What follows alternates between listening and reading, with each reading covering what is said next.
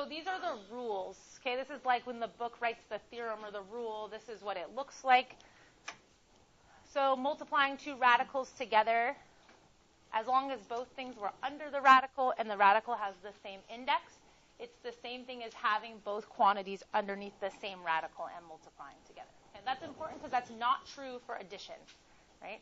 Is the square root of 25 plus the square root of 9 the same thing as having a square root over 25 plus 9 altogether?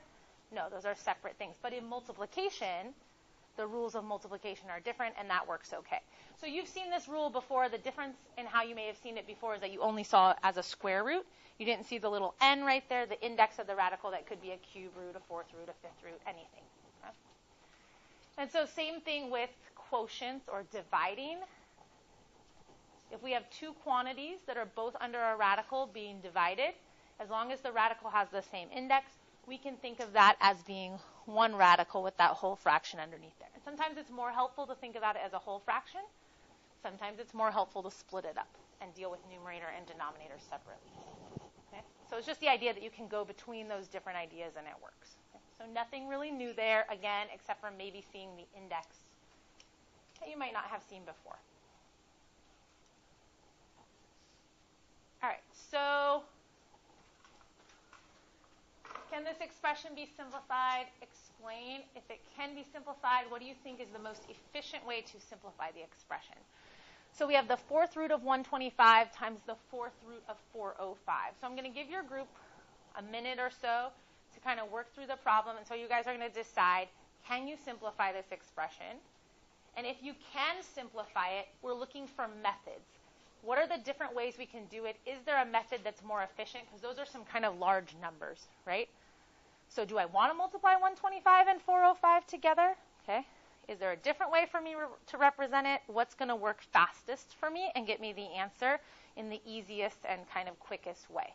So you guys go ahead and take a minute. Okay, so some comments that I heard. No particular order, just things I heard as I walked around. That's all I was writing down. These are not my insights. These are your insights.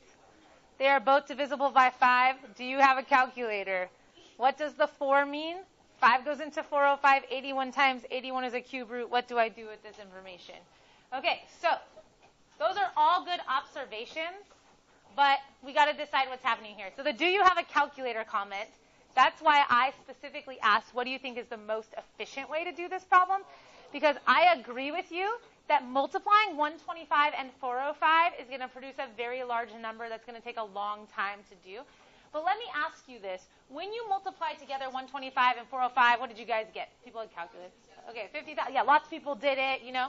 So you get the fourth root still, right? But underneath you have this large number. If you're going to try and simplify the radical, what are you going to do with the number that's underneath the radical? Write it down its factors, right? Okay. Well, if you just multiplied 125 and 405 together to get this really large number, and then you go to start breaking it down, what do you know it's going to break down as? 125 times 405. So it's almost like you really don't need to multiply it together because then you're just going to break it back down to these two separate parts. Okay. Then, coming back to some of these other comments, they're both divisible by 5. 5 goes into 405 81 times. What does this mean? Okay, you could keep breaking them down further. So this is like 5 times 25. That's 5 times 5. This is 5 times 81. This is 9 times 9. So basically, whatever this large number was in here that you got, right? If you broke it all the way down to its prime factors, it would be 1, 2, 3, 4 factors of 5 and 1, 2, 3, 4 factors of 3, which brings me to the other question I heard. What does the 4 mean? What is the purpose of them having a 4 there? Okay, good. So when there's nothing there, what do we call it a square root, right? And we're basically looking for pairs or perfect squares that we could then take the square root of. So when we change this number, if it was a 3, we would be looking for perfect cubes or groups of 3 of the same factor. When it's a 4 and we're taking a fourth root, we're looking for groups of 4 of the same factor. So there are 4 factors of 5. So a factor of 5 can come outside of the radical because it meets that requirement of being a perfect fourth, whatever, right? And there are 4 of 3, which means a 3 could also come outside the radical. Is there anything that needs to remain inside the radical? No. These other numbers here were broken down to these. I've used all of the prime factors. There are no factors left that were not part of a group of 4 of the same factors, which means there's nothing left inside the radical. So there's no use for me to write the radical anymore. 5 times 3 is 15. Is this problem doable without a calculator? Totally. Okay? I just have to know the answer to all those questions over there, okay, if those numbers are meaningful, and how I could write this down. Okay? Damien? Instead of breaking out the 405 first and made it 3 rad 5, and multiply the 125 by the 5 and got 625 to the 4th root. Okay, so another way you could have done it, the 125 cannot break down on its own underneath the 4th root, but the 405 can because it did have 4 factors of 3 in it. So he's saying you could do it like this, and like your normal rules for multiplying radicals, if we multiplied this together, we'd have a 3 outside the radical, and then underneath the 4th root, we'd have a 125 times a 5. And then, but again, I don't even need to multiply that together, because once I multiply it together, what am I trying to do? Take it apart. Now, if it comes that once I take it apart, there's no groups of 4 factors, I'll go back and multiply it together. But do I really need to take that step with really large numbers if I'm trying to break it down right now anyways? No. So I could finish breaking this down. I would see that group of 4 factors of 5. So there's already a 3 out there. The 5 would then come out there. And again, no factors left inside the radical. So I would have 15. This is just as an efficient way to do that problem. If you didn't have 4 factors, just like with a square root, if you don't have a perfect square or a pair of factors, then that number remains inside the radical written after it. Okay? All right, so any questions about simplifying our radicals and then how we can do this with a different index and how you can work with large numbers without a calculator and still be able to get to the answer? Okay, so do we see that here, how all that could work together? All right, so we're going to look at some expressions then that have some variables in them because that causes a little bit of a complicated situation. Okay. All right, so in example 2a, we're taking a cube root. So those of you that watched the video, do we have to be concerned, because we are taking a radical, and inside the radical, okay, the radicand contains a variable. So when we simplify that variable, do we have to think about absolute value bars in part A? No, because it's odd. Good. Okay, she said yes at first because she's thinking variable, yes, and then she was like, no, it's odd. Okay, so odd radicals, if you take the cube root of a negative, it ends up negative. If you take the cube root of a positive, it ends up positive. We're not concerned about signs. There's no limitations with positives and negatives and odd radicals. So I'm not concerned there. So here I really just want to know, how does this break down? So I would break down 135. I know 5 goes into it. 2 times 27 times, and then 27 is 9 times 3. Again, if you can recognize perfect cubes or perfect fourth roots, things like that faster, you don't have to break it all the way down, but to be thorough here for when people are stuck, I'm going to show it that way. So we have a factor of 5, and then we have 3 factors of 3. We are taking a cube root, which means we're looking for groups of how many factors? 3, and then that would be something that's a perfect cube and can come out of the radical. So right here, those 3 3's that made 27, 27 is a perfect cube. The cube root of 27 is 3, so that factor is outside the radical. Okay. For the x to the 5th, you don't ever have to write it like this again if you totally understand this, but just to, that is 5 factors of x. So is there a group of 3 factors there that are the same? Yes. Okay. One group of 3 with 2 left over.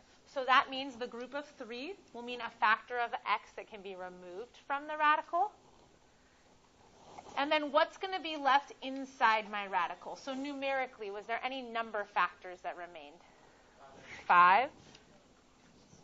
And then with the variables we have x squared.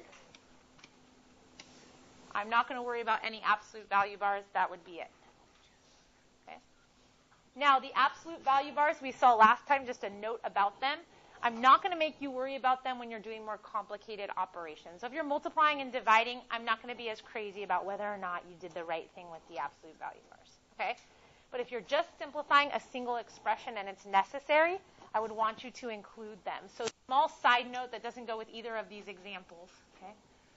But let's say I'm taking a square root of x to the 6th. So in this case, I would have to think about absolute value bars because I'm no longer taking a radical with an odd index. This radical has an even index. Okay, it's a square root. Its index is 2 when it's not written there. What is the square root of x to the 6th? See? X to the 3rd. Okay? If you wrote out the 6 x's, right? Those of you that don't understand why.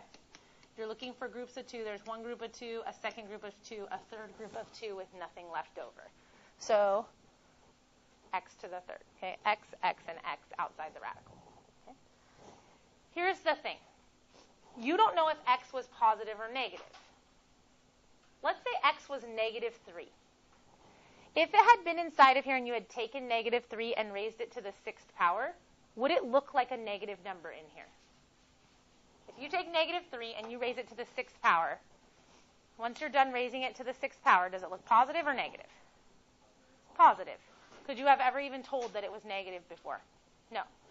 However, if negative 3 is right here for x in my answer, would negative 3 to the 3rd power look positive or negative out here? Negative. Would it make any sense to be taking a square root of a positive number and end up with a negative answer? No. So this is where the problem comes in. When you start with something underneath the even indexed radical that's an even power, and once you perform the radical operation, you get something outside the radical that's an odd power. If that's a variable, the problem is it's going to create this contradiction. If I'm allowed to plug in anything I want for x, this works great for every positive number. It ends up being true. But if I start plugging in negative numbers, it doesn't make sense. I get a positive in here, but once I calculate the radical, this says it's going to be a negative. The number part of it is totally right, but the sign part of it is wrong. So to solve this issue, this is what mathematicians say. If you know the number part is right, and you just want to make sure that this looks positive out here, what can you do to it? You can put absolute value bars around it. I don't care if you put it around the 3rd also. It's still the same thing. It's fine. Okay? So that's when absolute value bars are needed. Okay? So when something in here would for sure look positive, but out here it doesn't for sure look positive, then you should enclose it in absolute value bars. And this is only when working with variables inside of radicals that have even indexes. Because with odd indexes, all the signs work themselves out properly. Okay? All right, so that's a note from yesterday's video notes in case people needed some clarification. All right, so let's do part B. I'm not going to worry about the absolute value bars here. Just as your teacher, I'm letting you off the hook when you're doing more complicated things, okay? All right, so square root of 48x to the 5th y squared times the square root of 50x squared y to the 4th. We can combine them together first. We can start breaking them down first. What do you guys want to do? Break them down? Okay, so when I break down 48, I would get 12 and 4, 4 and 3. You can stop there and say, okay, it's square root and there's a pair of 4s. If you keep breaking it down, it's fine. You'll get 2 pairs of 2s. So you'll eventually still end up with the same thing on the outside. So the 48 is going to have a 4 on the outside and a 3 on the inside. What about with the x's? The square root of x to the 5th. How many factors of x will end up outside of our radical? 2. Was there any leftover factors of x that didn't pair up to make a perfect square? X. Right? All right, and then what about the y's? Square root of y squared. Y. Okay. Again, you don't have to worry about the absolute values. I'm letting you off the hook right now, okay, because we're not going to get into, well, what about when you're multiplying both of them together? Just when you're simplifying a single expression. All right, now that's multiplying with 50. If we broke down 50, 5 and 10, 5 and 2, or you should have seen 25 and 2 right away. So 5 outside the radical, 2 inside the radical. What about the x's? See? you say x outside the radical and y squared outside the radical? Is everybody okay with how he simplified that? All right, now I'm going to multiply together. The thing with simplifying first, that's great, but once you multiply together, is it possible you have to simplify what's in the radical again? Yeah, because it's possible. I'm not saying it's happening this time, but that there's something under the radical here and under the radical here that alone can't be simplified, but once they're combined together, maybe they have some factors that then can be pulled out. So you do have to pay attention to that. So we get 20x to the third, y to the third outside the radical when I multiply those factors together. And then the factors that are under the radical, 3x times 2 would be 6x. Can 6x be broken down? Is there any perfect squares present in that? No.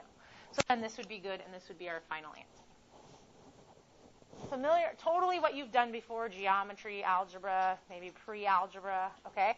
Difference, we can have more complicated indexes, maybe not always square roots. All right, last thing we're going to talk about, what if there's a radical in the denominator? So mathematically, it's not considered correct. You guys have been told this forever. You've always rationalized your answer. I will say, with some of the changes that have happened in the math curriculum, you may see things now that say what things are equivalent, and some of them might have radicals in the denominator, and some of them might not, because they're not saying what's the most simplified form. That's how you were always asked in the past, right? What's the most simplified form, and it was considered not having the radical in the bottom. Now they might say which ones are equivalent.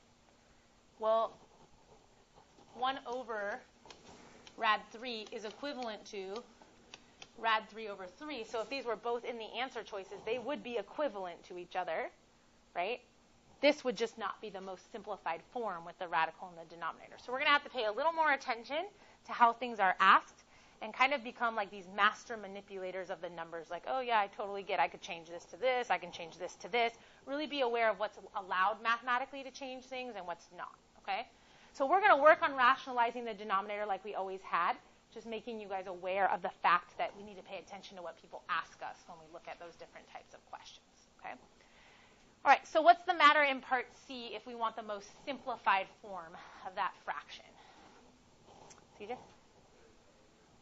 So there's a radical in the denominator of the fraction. So we're going to do something to not have that there. What was your method of getting rid of radicals in the denominator in the past? Multiply, okay, by the same number. That's what I'm hearing. All right. So I love that someone simplified it for you, but in reality, they kind of simplified it for you too much, okay? So why that worked in the past, what kind of radicals did you have in the denominator? Always square roots. So why did it always work to just multiply by the same thing that you had before? Yeah, because if you're trying to simplify a square root, what are you looking for underneath the radical? Two of the same factors. If you take something that exists and multiply it by the exact same thing, are you going to get two of the same things? Absolutely. So this totally worked. Do you think that method is going to work now when I'm looking for a cube root instead of a square root? No. Okay, so more thinking involved here. Again, I love that someone made it simple for you, but that doesn't work for all radicals. That only works for square roots because you're looking for two of the same factors. So here would be my advice to you. We are still going to multiply by the cube root of something. We can only multiply them together if we have radicals with the same index, okay? But making that decision is going to be a little more difficult than it was before. So no-brainers, okay? You can't go through the process without thinking at all and just be like, oh, he's the same thing, yay, okay? No. You've got to actually turn on your brain and think about what you're going to multiply by. So the way I would do that is I would think about all the factors that you have right here. Does 7 break down into any other prime factors? No. So we have a factor of 7. We have x squared, which is really 2 factors of x. So if I want to create something underneath a cube root, I really want groups of how many of the same factor? 3. Right now I have 1 factor of 7. So in order for that to be removed from the radical, how many more factors of 7 do I need? 2 more. So I need to multiply it by 49 essentially, but I'm just going to think of it as 7 times 7 right now. So do you see how, like, in my head, I'm just thinking about it as a factor by factor basis to make sure I end up with 3 of everything, okay? I have 2 factors of x. How many more factors of x do I need? Just 1. So I'm going to choose to multiply by the cube root of 49x. Not because I'm some genius that randomly knew, okay? Because I walked myself through this idea of I need to build groups of exactly 3 of the same factor, and I made sure that whatever I put over here would make everything over here be a complete group of 3 of the same factor, right? And so then I am going to use the same thing in the numerator. So when I multiply it together, my denominator. So the problem we did earlier, we talked about multiplying these together. You can multiply 7 times 49 if you want. But if you don't want, you could just break them down, which you already have, right? And you'll see you're going to get 3 factors of 7, which means a 7 outside the radical. And also 3 factors of x, which means an x that's no longer in the radical. No factors left in the radical. So did we choose something good to multiply by? Yeah, we got rid of the radical in the denominator. In the numerator, that's a different story. So if I want to think about what these two are going to look together, okay, 189 is kind of a large number. I don't know if I want to multiply it by 49. So if I want to see ahead of time if that's going to simplify, remember I can go ahead and break them down separately. 9 goes into 189. I just kind of recognize an 18 and a 9. Okay, goes in 21 times. That's 7 times 3. This is 3 times 3. Okay, I'm looking for groups of 3 of the same factor according to the index. I'm going to have a group of 3 7s and a group of 3 3s, okay? Which means which number will be outside my radical? 7 times 3, which will give me 21. Then x to the 7th times x would give me x to the 8th. If I'm taking the cube root of x to the 8th, so how many groups of 3 x's will be in x to the 8th? 2. So writing an x squared outside that radical really means I've eliminated 6 of the factors of x, right? Like a group of 3 and another group of 3, which means how many x's are left inside the radical? 2.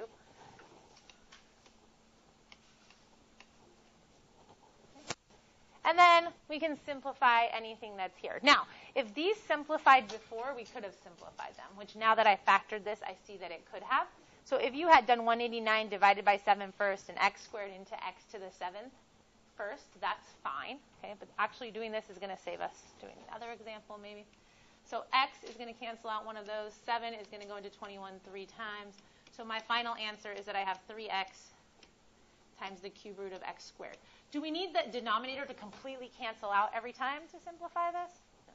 We just need to leave it without a denominator, a radical in the denominator. Okay? And again, that's because we were looking to simplify it. Okay, Sophia? Uh-huh. How did you explain to me how you got the x squared? Yeah. So there was x to the 8th underneath the radical.